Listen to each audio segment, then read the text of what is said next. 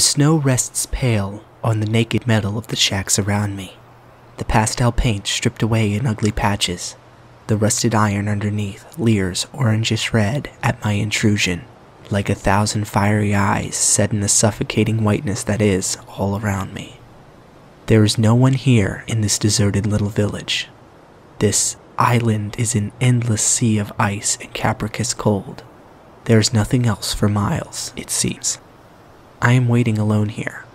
All I can do is wait for the ceaseless wind to dismantle me, to chip away at me until the red rust underneath my painted facade is all exposed and I become as silent as the town around me. I press myself up against the side of a shack to get out of the wind, whose shrieks and murmurs fade ever so slightly as I hide.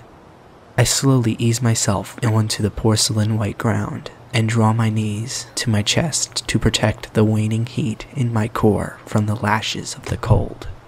Daniel. No louder than a whisper. I'm sure I've imagined it. My name, called across the village, sounding as if it was shouted. But the wind rushed through the squat houses, almost stole it away before it reached me. I stumbled to my feet, heaving my body upwards and craning my head towards the voice. I take a few steps towards it. The ice and snow forces deliberate and careful steps, taunting me who has no energy for such things. I walk onward, and even as I approach, I feel the wind rushing by my face, taking with it bits of warmth, chips of paint. I reach the furthest flung house.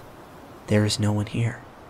Everything is silent, and besides the shuddering of my shoulders as the cold lifts warmth from them in sheets, the wind strips the paint from everything.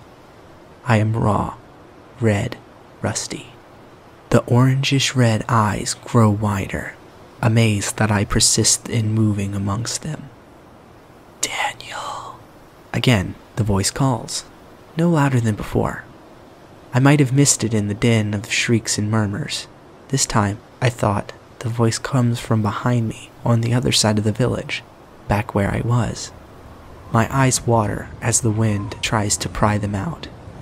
I begin trudging again towards the voice. Perhaps we passed each other. Perhaps whoever's out there is pursuing me just as I pursue them, and as the wind pursues us both.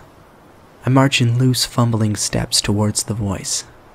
Back through the town, back through all the red eyes. And it feels so good to rest that I might fall asleep there. I rise each time, however. The voice draws me onward.